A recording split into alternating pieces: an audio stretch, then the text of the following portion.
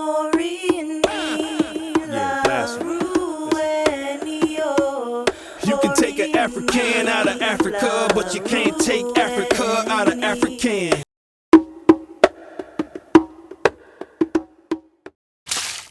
Greetings, everybody. I am Baba Agboola of Ori powerofori.com, and this is the Power of Ori podcast, where we sit down with the top minds in Ifa and talk Ori.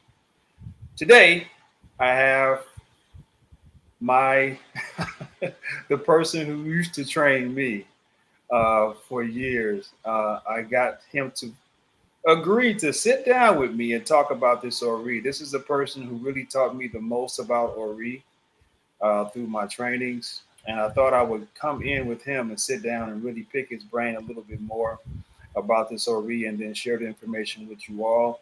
His name is, I call him Baba Agboola, but we all call him Jose Agboola Rodriguez. I'll let him tell us a little bit more about himself before we dive into it. So, Baba, please, thank you first and foremost for doing this with me. And then tell us all a little bit about where you come from, what you're doing, all that good stuff.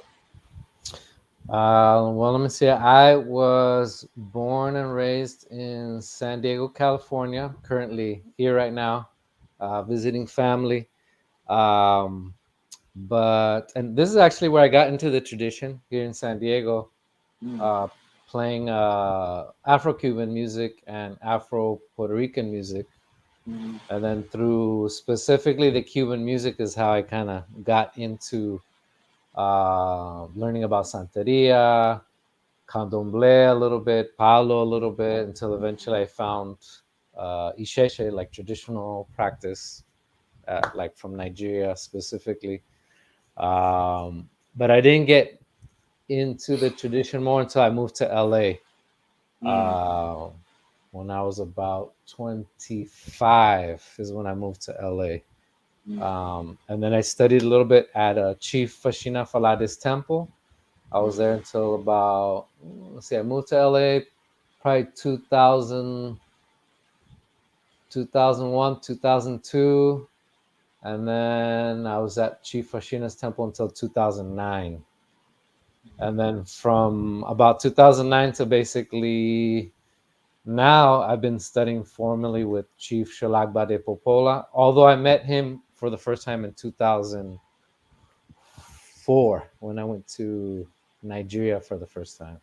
mm. So that's how I've kind of gotten to the tradition, and I'm still in the tradition. Now, what are you doing in tradition now? Right now, I'm currently living in a place called Rio Grande, like Big River, in Puerto Rico. I've been there for about 2.5 years. I'm currently the kind of the trainer of the temple that's there in Puerto Rico, Oshe Balefon Temple.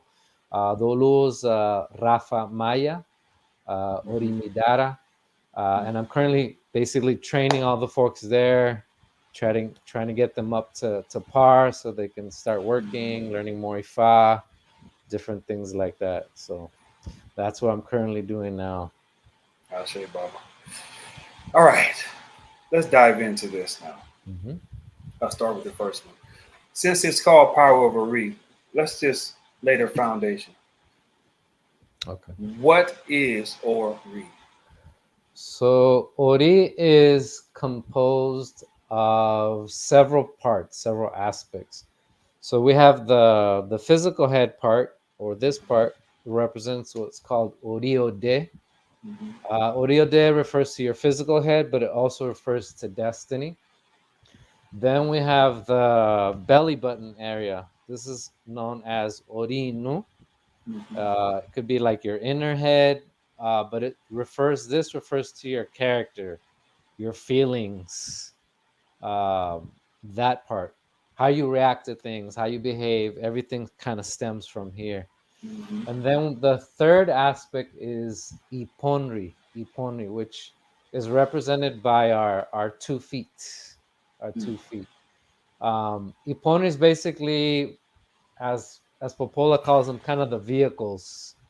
So it's like as we have our destiny here, we have our character, all the choices and things that we make here, and Mm-hmm. these two areas are kind of working together, hopefully, right? Mm-hmm. Yeah, yeah. It's our feet that get us moving to do this, that, or the other. And so Mm-hmm. that's how all three of the aspects of Ori get us to manifest things, good or bad, or not do anything, or not do much.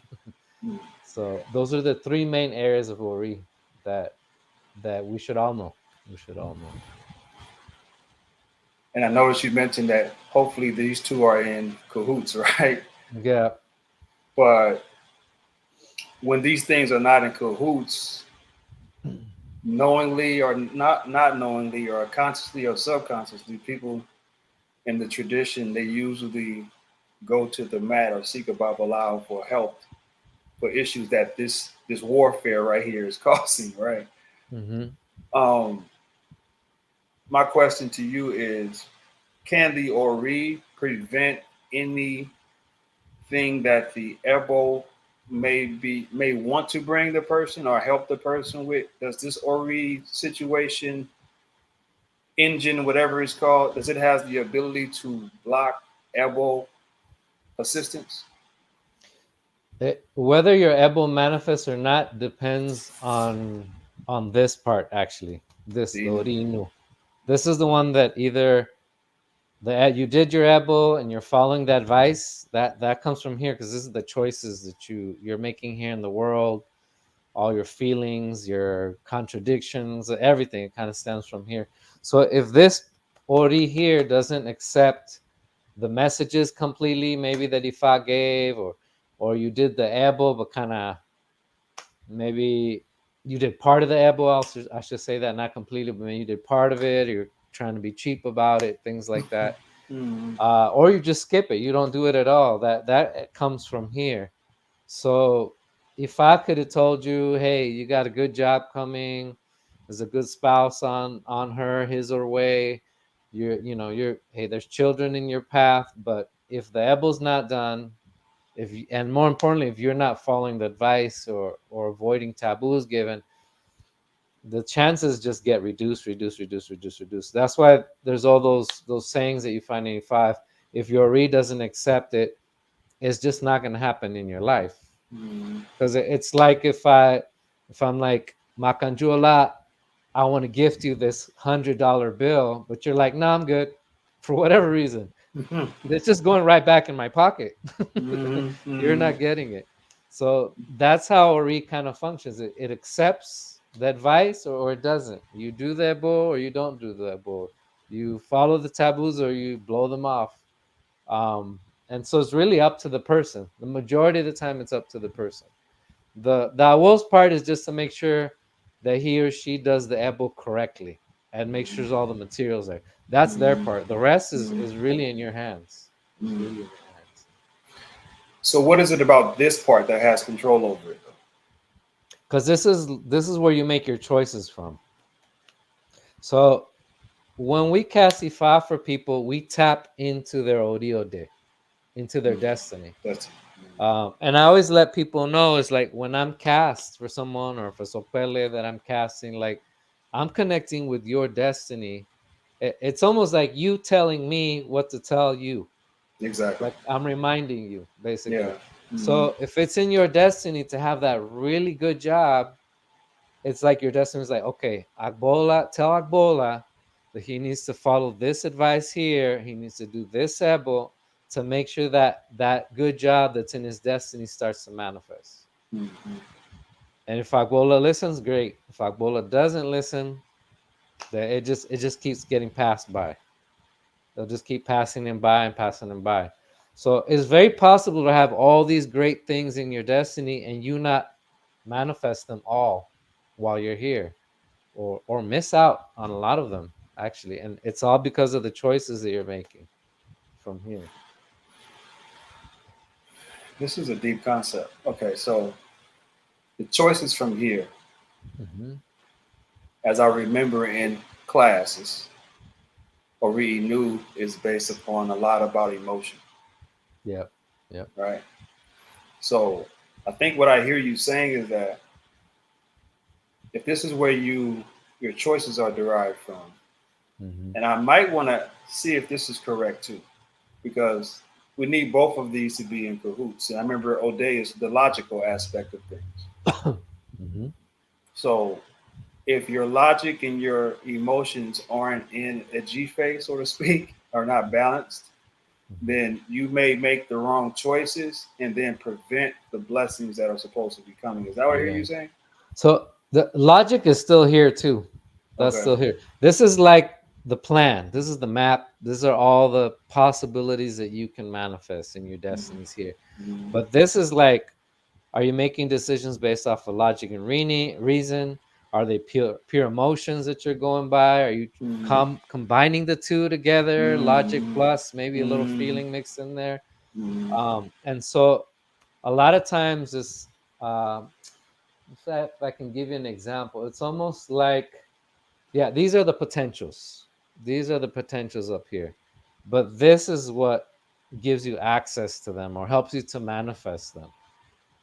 So if this usually this is what is usually in contradiction with this. This is set. This is set, and there may be times that you might be able to alter certain aspects of your destiny. Maybe you're just really struggling financially in life, and it could be that maybe in your destiny you forgot to pick to have money and resources in your life, which there are some modus that talk about that. And there's moments that you found might through Ebo, okay, you forgot to pick this. Okay, let's put it in now. But you still have to make those choices to make it happen. You still have to do that Ebo to make sure that that's added in there. Mm-hmm. But there's a lot of things that are kind of set already. Some things that you can't shift, Change. Yeah. and sometimes they're really tough things that you might not want to have in your life or deal with, and so this part is like, no, I reject that. I don't like it. I don't want it. But it's in your Yeah. destiny to go through that or to live with that. um and they could be positives, but they could be things that you just don't like. You know, maybe I was born 4'10" and I want Yeah. to be an NBA basketball player. Like that's probably not gonna work out too well for me. And I can't shift that. It's there. That's who I am. I remember right after I got initiated, I think it was a year later. Um, and my anger of the Yona situation, right? I was at the initiations helping, and Popola was there, and I went there to talk to Popola about the anger issue, and I asked him, I said, Popola, are you seriously telling me that I gotta forget everything I learned in South Central? Because that's basically where I feel it came from, right?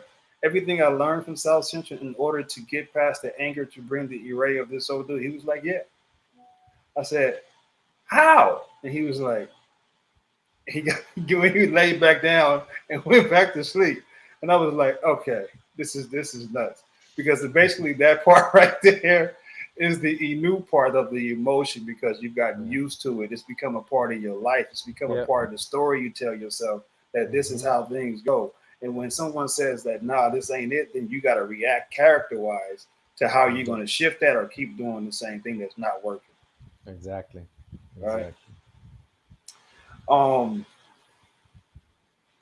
okay, with that understanding,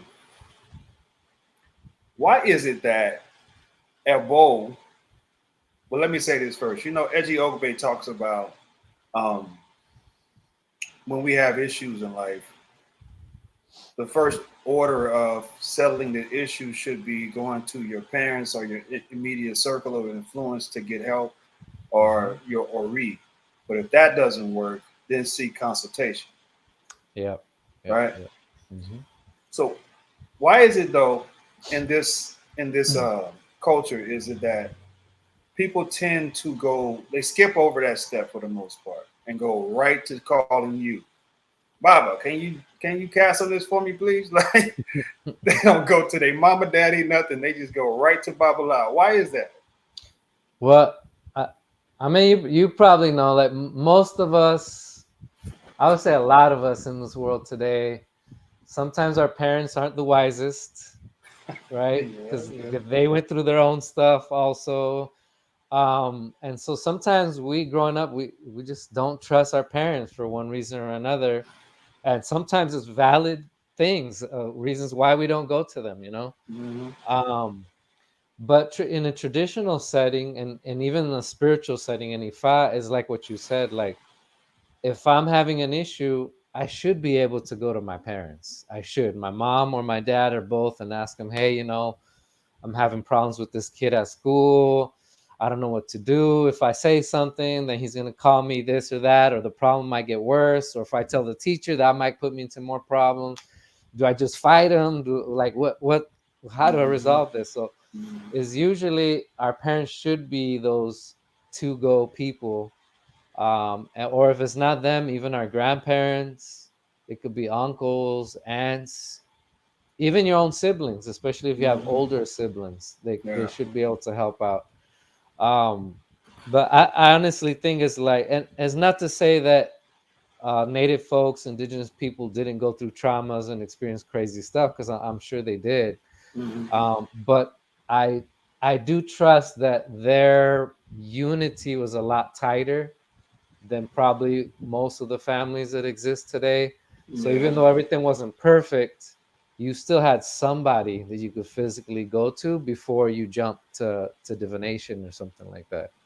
And that's just my take on it. So and I feel we got to build back to that, so we can start trusting each other and our family to help each other out. But like you told me in class, like the Irumale select our parents for us. Hmm. And usually they select our parents because we need something from them in this lifetime that's going to help us. It kind of reminds me of the movie Friday when Craig had to fight Debo. And before he was fighting Debo, Debo said something to Craig. He said something like, and get knocked out like your father used to, right? Hmm. So Yeah. his father telling him not to fight. Debo is in front of him. The girl he wants is right there, egging the situation on. Not saying anything, but just out of pressure, Yeah. Yeah. egging the situation on.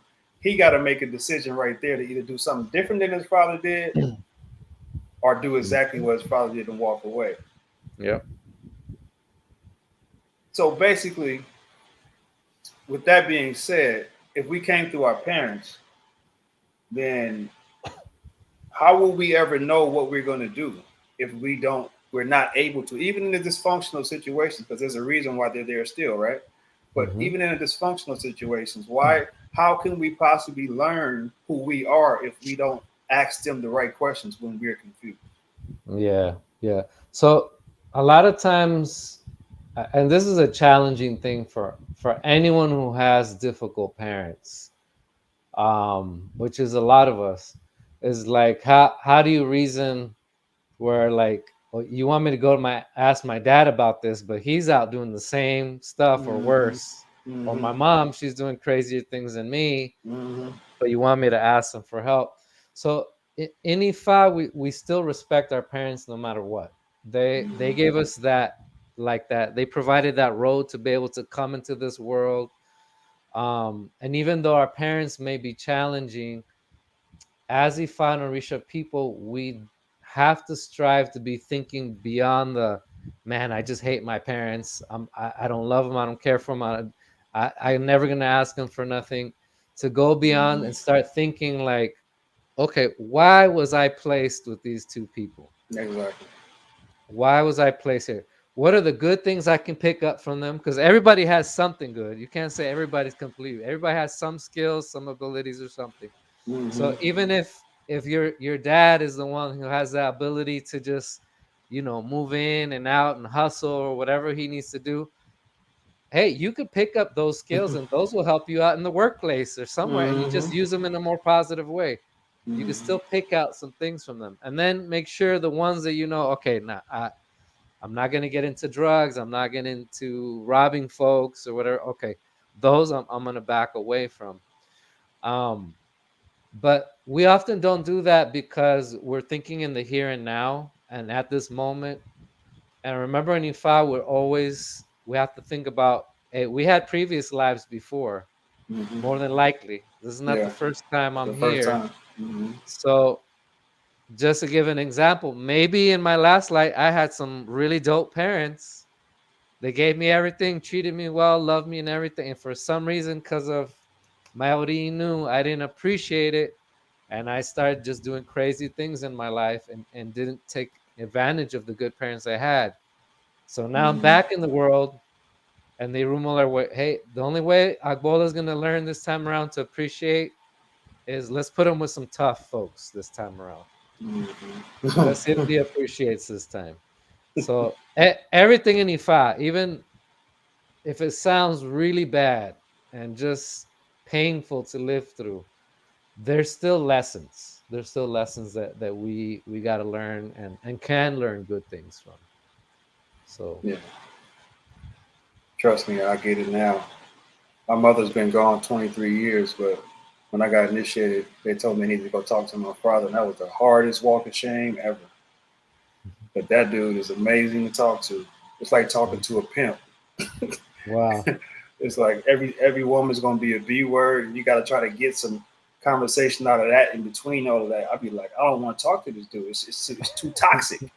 But I had to do it, and I found out why. But Yeah. um, Yeah. it's even in their negative traits, you can Yeah. figure out what not to do and Yeah. why, Yeah. Yeah. and just extract the good things that you have because you'll see a glimpse of you in them if you look hard enough. Even if Exactly. it's down to their laugh, whatever, you'll see something in them that Yeah. resembles you. You Yeah. just got to extract that and take that with you. Exactly.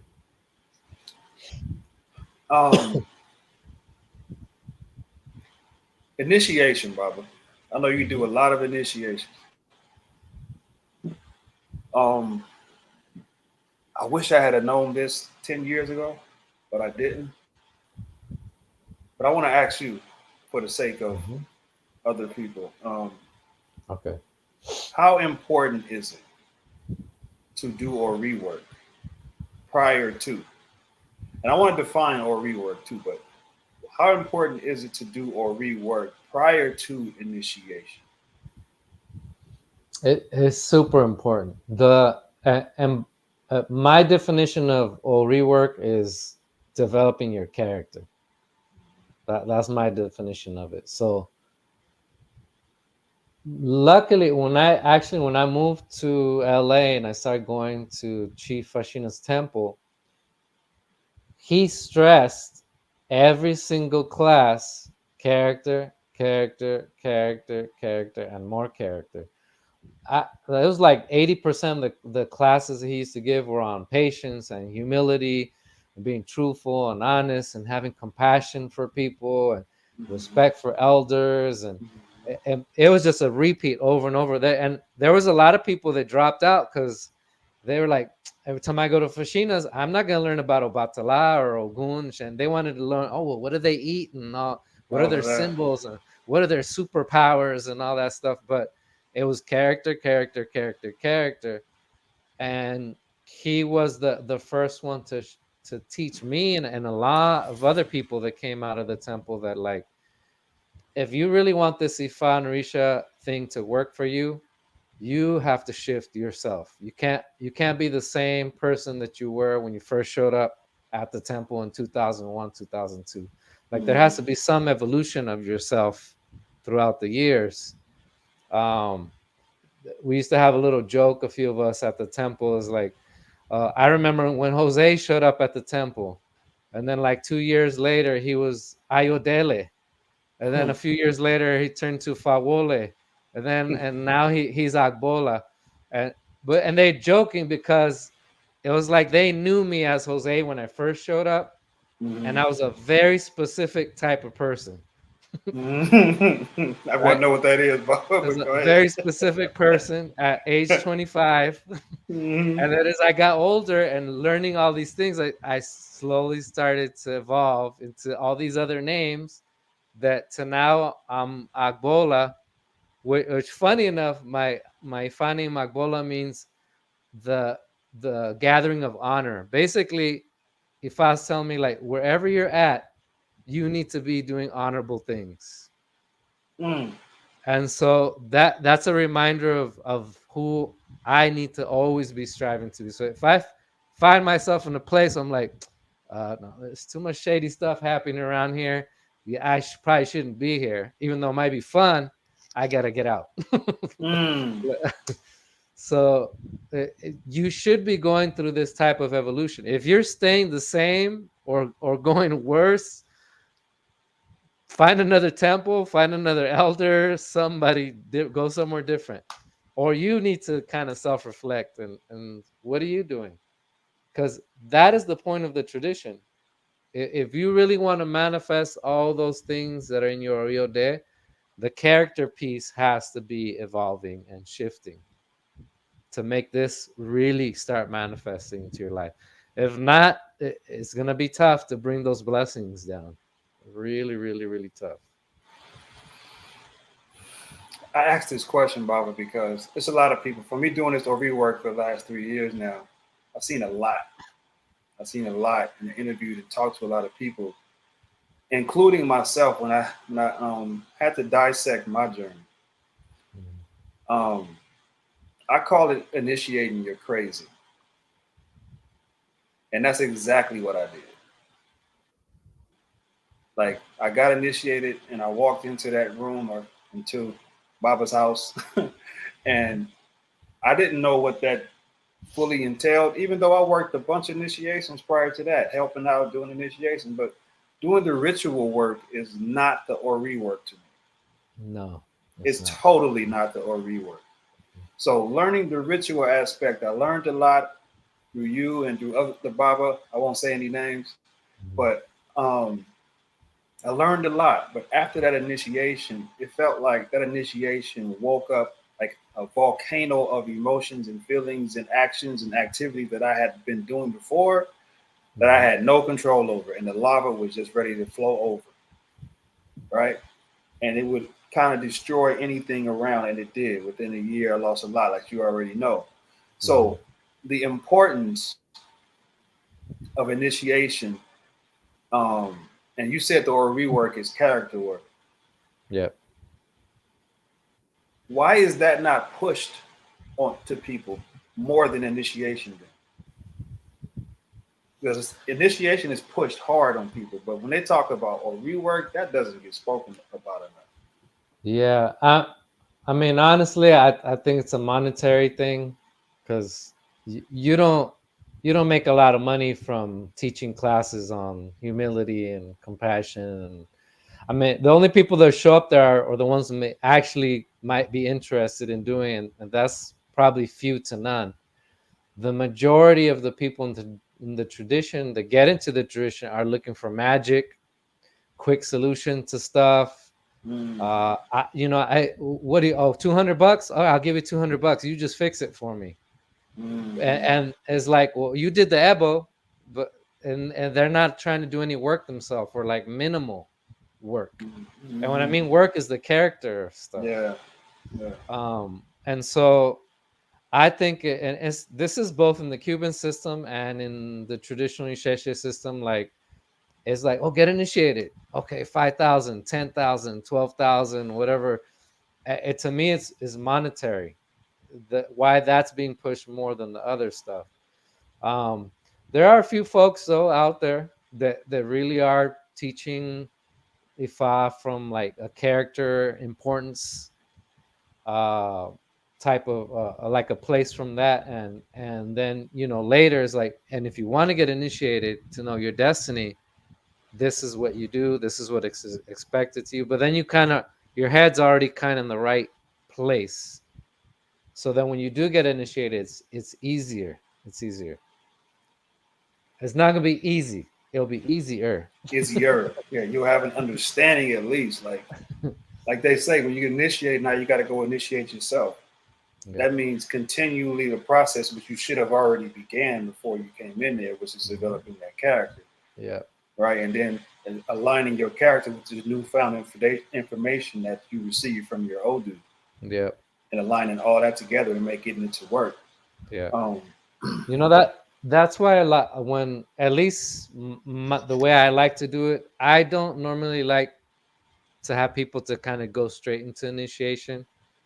I always like when people like get their hand of Ifa first, Mm-hmm. because for me that's the way I started. I got my hand of Ifa first, and I Mm-hmm. had it for about maybe 2 years, a year and a half or something before I decided to get initiated.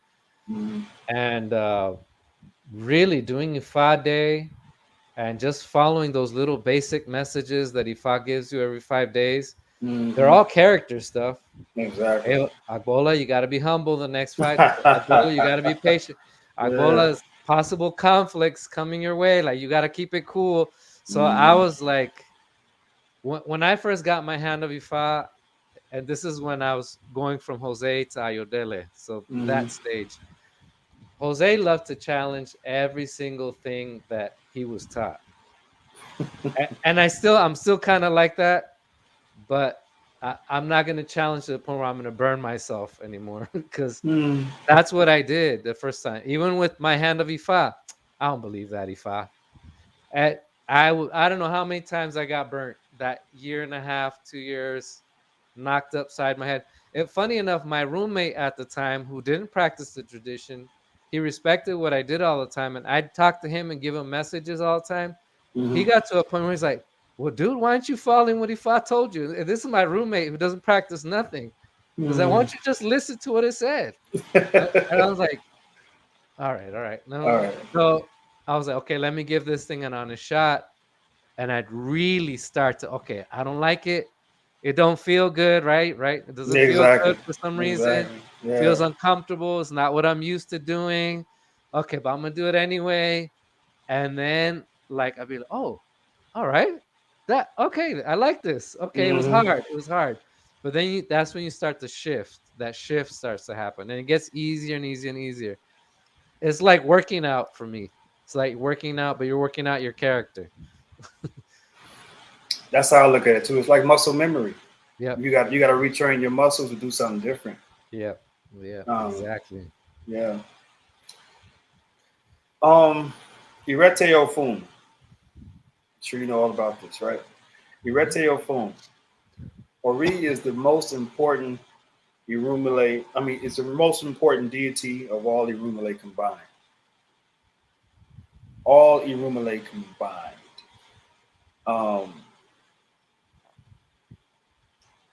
do you think it's best, I would say, to get initiated to an Orisha before Ifa? Because to me, the initiation to Ifa is pretty much unlocking this. Mm-hmm. Yep. It is. And if it's unlocking this and this is the destiny, and Orishas are to assist and aid the destiny, why would I get initiated to an Orisha first? Yeah. To me, I would say get a hand of Ifa first, and then get initiated into Ifa. And then if you want to get initiated into any specific orishas that might be pretty important in your destiny, I Mm-hmm. say do it that way. Um, but folks decide to do it in Nigeria. It's it could be Orisha first, Ifa later. Like it doesn't really matter too much, and they don't stress too much which one should be first, unless you go to an Ifa priest. They usually will be like, well, initiation, your destiny. They'll usually put that out there. Um, but Orisha will support you too, but you're not going to have that complete picture, basically. So, like the Odu that you might get when you get initiated into Orisha is basically it's going to be talking about your life, but very connected to the Orisha that you got initiated into, whether it be Obatala or Ogun, and like how they specifically impact your life or will be assisting you. Where if you got initiated into Ifa, let's say you got initiated into Obatala first, later you get initiated into Ifa, Obatala's still going to be there. He's more than likely going to be one of those main ones that's supporting you. So if you already have him there, great, great. But when you get your Itefa or do your initiation or do, it's going to even give you more information to why Obatala's there. And then why Ogun is there, why Ifa is there, why Shango is there, and whoever your little group of like major support might be. So I always usually do that first. It's like get your hand of Ifa and then Itefa, and for me is Orisha afterward. That's how I see it too. But um, I see a lot though that a lot of people, and they pay a lot of money for it. A lot of Mhm. people go get Orishas first, and when you mention Ifa, it's kind of like, oh, I'll do that later. Mhm. Yeah. It's not the fore. It's not in the forefront of their mindset to do No. that first. And I think it's kind of like because of the way particular elays are set up, they really push Orisha more than that. Yeah. What? Even in Nigeria too. Depending on the lineage or the region that you're studying or that you come from, there are some little. They're very minimum, the groups, but there's a few that are like, nope, not everybody should be initiating to Ifa. That's if you want to be an Ifa priest, like Babalao, Yanifa, working. Okay, then you do that. There are some groups like that. It's not many of them. The majority is like, no, initiate to Ifa to get your destiny. Mm-hmm. Then you study to be a Mm-hmm. Babalao, Yanifa. And there's some where you study first. You study to be a Babalao, Yanifa, and then your part of your graduation is initiation. So there's a lot of variation in how they do stuff over there too. It really depends on your lineage. So, Well, okay. Here's what I'm struggling with. If the Ode is my destiny, mhm. why would I not initiate it to I don't know. I mean, for me, it seems logical. Like you should, but so one of the like example, there's a few lineages that like the one that I said. Some of them are like you don't need to get initiated to Ifa, right? There's some that'll Ifa? say that. Mm-hmm. No, going to Orisha, Egbe, maybe Egungun, that's what you should be doing. Though in those lineages, what happens is that they perform this birth ceremony called Ikosedaye, or some people call it Esetaye, Mm-hmm. right? And the Odu that comes out there within these lineages, they'll use that Odu to determine this baby should be going into Ifa, or this baby should do Orisha better, or Egbe, or Egungun, or it could be even Odu. They're like they could do any of them, and they'll be good. Mm-hmm. So if you were to get an Odu during your birth ceremony that didn't really speak about Ifa too much, that Odu that you got during your Ikosadaya or Esetaye, that to them, that's your destiny Odu to them. For us, that's not your destiny Odu. For us, that's like a peek into your destiny. And that Odu is primarily for raising the child until they're old enough to get initiated into Ifa and know their Destiny. complete destiny. That's how our lineage looks at that Odu. But other ones don't. There's a few other ones that don't. Okay. Well, let's go here then. Ogunda Meji. Hmm. I'm not going to say it because it's a very long verse, but I'm sure you're going to know what I'm talking about. Hmm. The verse where Orumala's asking all the Orishas, who will follow man into the world? Oh yeah. And they're all like, yeah, I'll go. I'll go. And then Orumala has the wisdom to ask the second question. What if man loses his way and you get offered your favorite food? What would you do? And they was like, well, I would go to my father's house and get the food, and then I get back to them later, basically. Right? So Orumala's like, okay, at the end of this rainbow, I realized that only Ori can go with men or people, human beings, wherever they need to go throughout their lives. That Orisha can't go everywhere. They will not be with them everywhere. First question is, if that's so, it kind of goes back to what we were talking about. If that's so, if they can't go with us everywhere, and the only thing that can go with us is Ori, and the Ori that we're talking about, to me, is the destiny of the person, the Hmm. old day. Yeah. How does that work then, getting initiated to an Orisha? If they can't go with you, does that automatically um, mandate that they go with you because you got initiated to that Orisha, or no? Well, the Risha will never. I mean, the Risha will be there to support you. It Mm-hmm. will. But what that Odun, that verse in Ogundameji is saying that there may be moments where Obatala will abandon you, Mm-hmm. Shango will abandon you, Oshun will leave your side. They'll be like, "Hey, that's You got you, it. Mm-hmm. that's on you." But Ori is there with you, whether you pick good or bad. Mm-hmm. Ori's, you're drowning in the ocean because you jumped in and thought I'll float, but you don't know how to swim. Ori's just gonna drown with you. Mm-hmm. It's gonna go with you. So Mm-hmm. where the other ones are gonna be like, "That's you, man. Sorry, that's it." Because remember, we go back to Ori is the one that accepts the help from all the different Irumole, Orisha, ancestors, Egbe, etc., etc. So it's like the moment you decided to jump into the ocean, knowing that you didn't know how to swim. Ori's the only one that's gonna stick by your side no matter what. The other Orisha might have been like, "Don't do it. Don't jump in. You don't know how." It's not like they're gonna leave you. They're gonna warn you, but you still decided to do the opposite.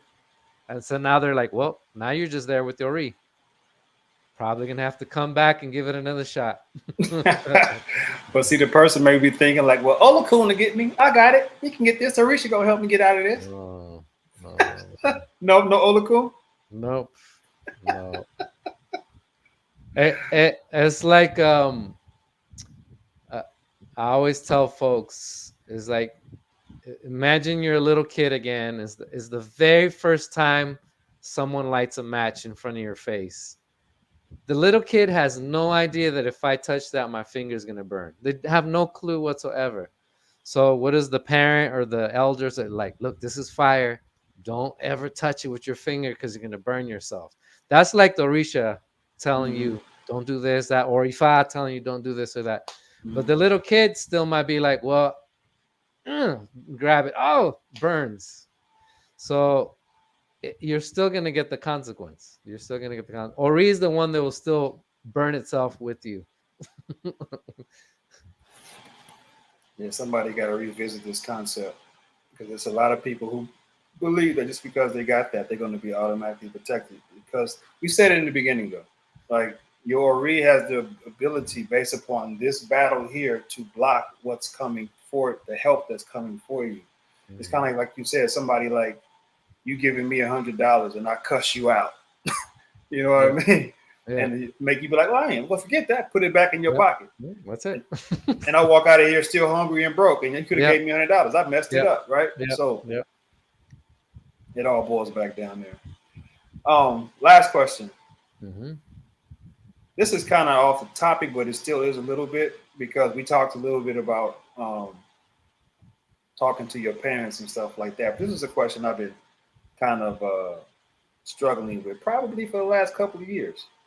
What does it mean when people say Ifa is a communal culture? What does that actually look like? A communal culture? Because in America, we don't really see that very much. But what does No. that look like?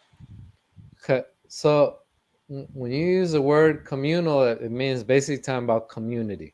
Mm-hmm. Community. Basically is when we practice Ifan Orisha, the way that we look at the world should be, it should be, okay, I'm an individual within this large family or system that exists.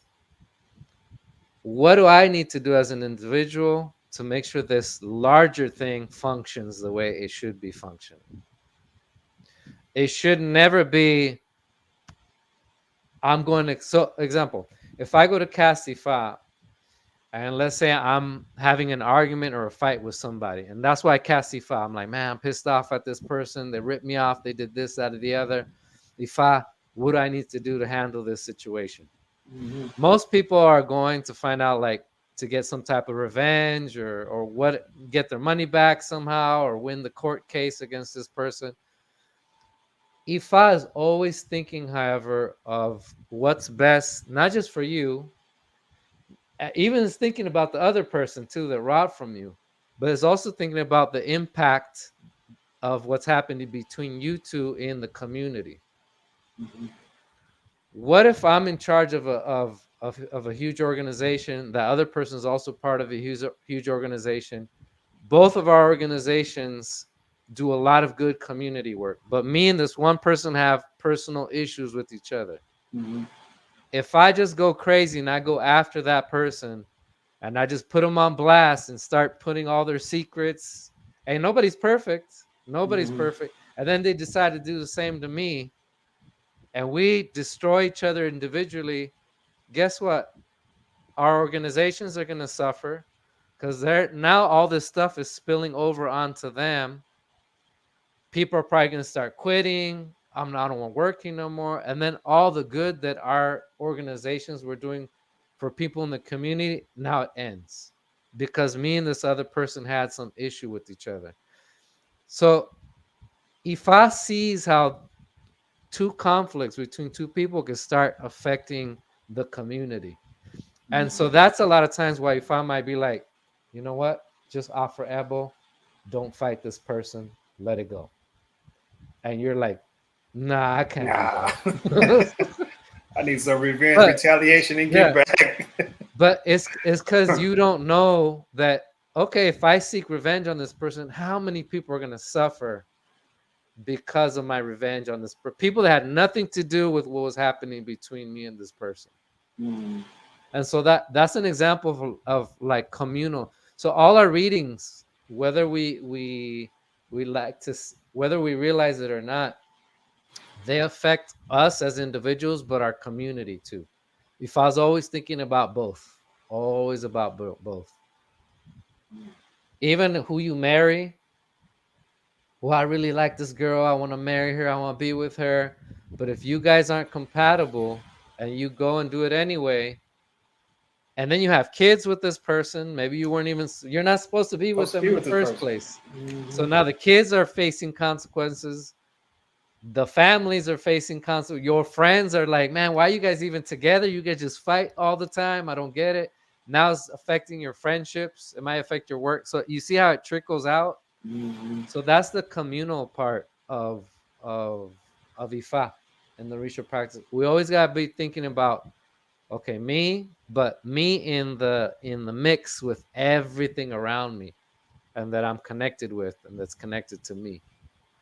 And that is a hard thing to be thinking that way all the time.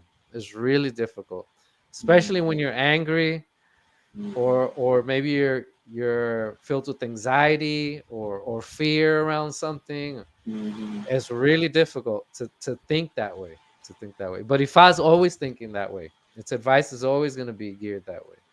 Mm-hmm. Yeah, this is a class technically. This is gonna be like a class one. All right, Baba. Thank you, man. I got something I do called off the Ori. It's kind of like Mhm. a freestyle, right? Okay. I'm gonna throw like three things out there on the table or on the mat, and you kind of just give me your response to what you think that is. Okay. And today's, I want to know how does Ori affect the following things? Um, First one, how does Ori affect one's choices? Ori is what guides you in making choices. So it's going back to this part. Mm-hmm. Ori inu. What am I feeling in the moment? What's my level of knowledge of things at that moment? What's my level of understanding of things? What's the wisdom that I currently have at that specific point in time? That's what I'm going to make my choices based off of that. Mm-hmm. And hopefully I make the best choice in that situation. But Ori is about decisions. Is 24/7. Mm-hmm. Ori is about making decisions. This is a big one. How does Ori affect relationships? Mm, any relationship, friends, love, Friends, or love, anything.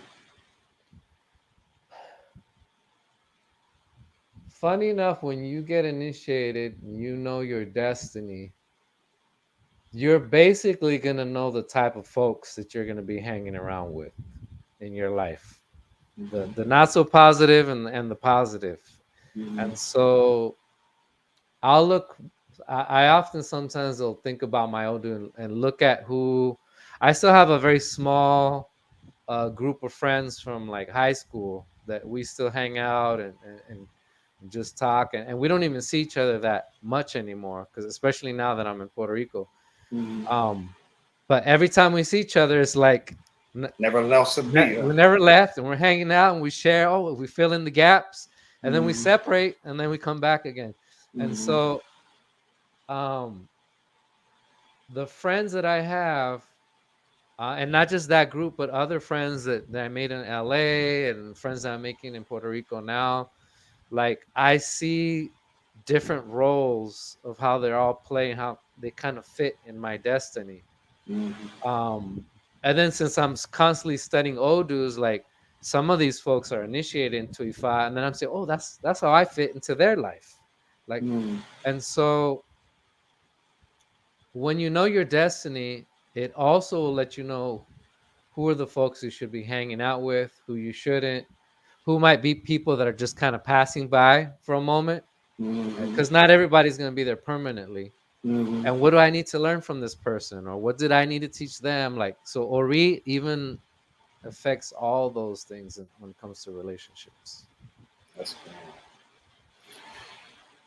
Big one, last one. Say this the best for last. Okay. Emotions. How does a read affect one's emotion? Again, it's this one. What do Yes, you it mean? is. Yes, it is. So emotions is, how do I want to say?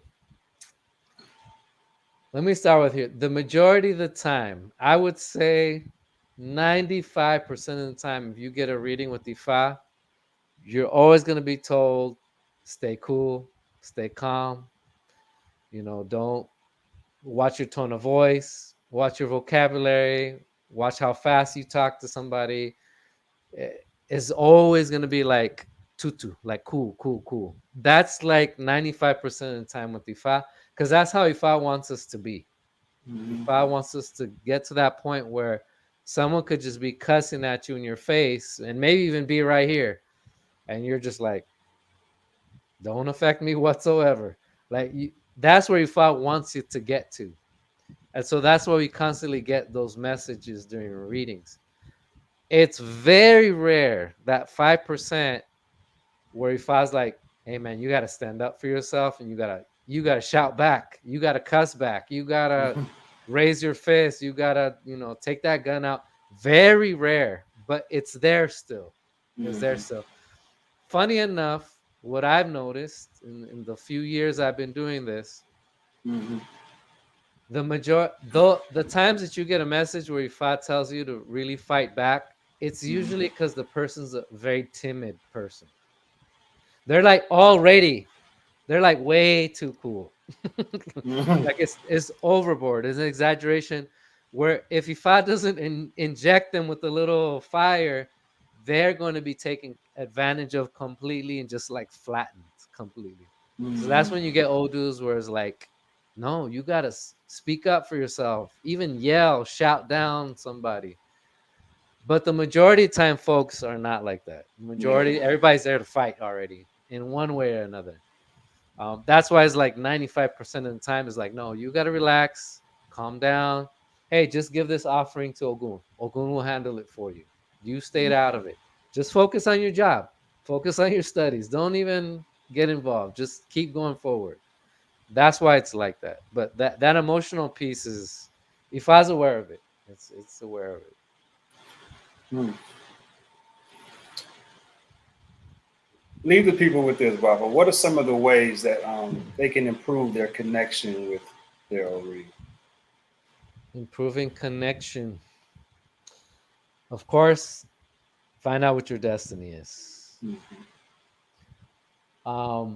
But even if you're not at the level or at that place where you're like, I'm ready to get initiated into Ifa, like I mentioned, maybe just get a hand of Ifa.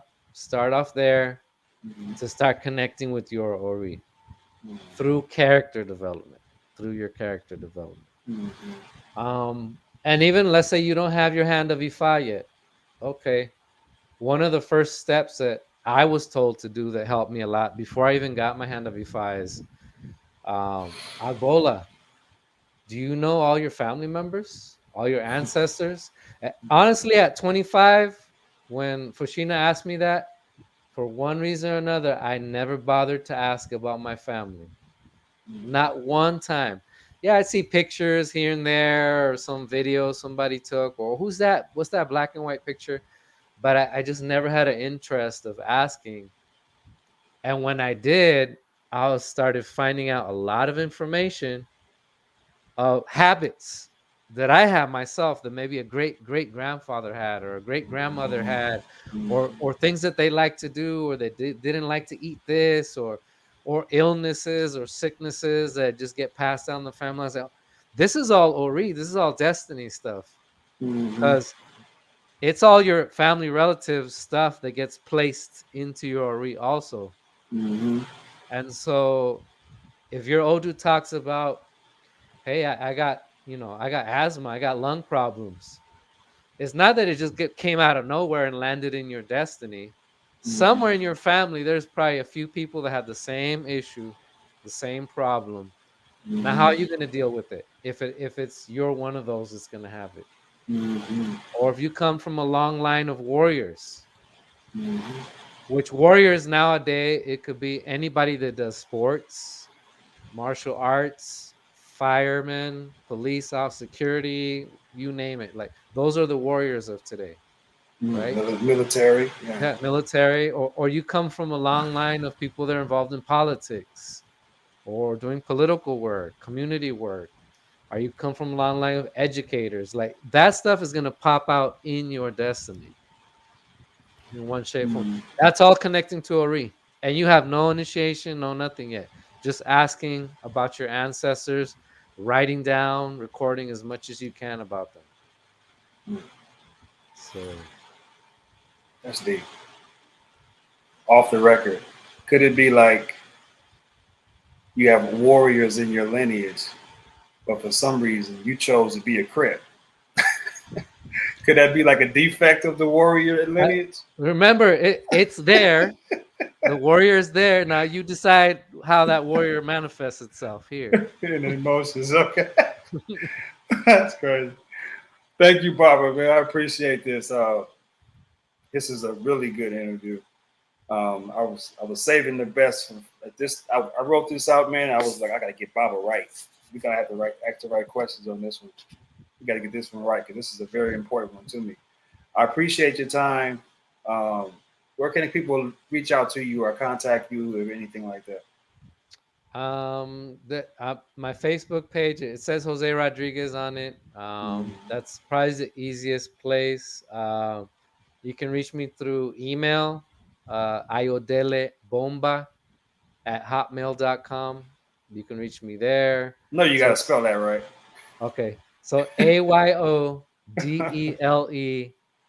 AYODELEBOMBA at hotmail.com. So There you go. I can be reached in any of those two places. There you go. Thank you, Baba. Well, that's it, y'all. This has been the Power of a Read podcast. I appreciate Baba Agboola for gracing us and blessing us with some words of wisdom on Ori. Look forward to speaking to you soon, Baba, in the future, continue to work with you and continue to do what you've been doing, the work you've been doing in the community. We appreciate you.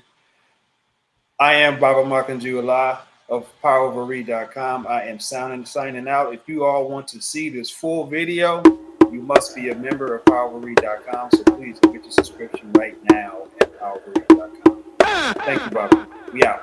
All right, take care. Boomerang theory, you want love, then give love. Live your life, don't let them kill your buzz. Like pest inspectors, extract the nectar from wax situations, ancestors' texture. Praying it went through so you can see through the pain, pushing you on to destiny lane. Life is an experience, ain't no need in fearing it. Here's an experiment, go have a collision with fear. Doubt, insecurity, ambiguity, give spirit in detergent. Watch your purpose surface, confidence soar. Sleeping giants roar, new roads get explored and foes shook to the core. Butterflies leave cocoons like baby sex at the womb. Clear sight, life filled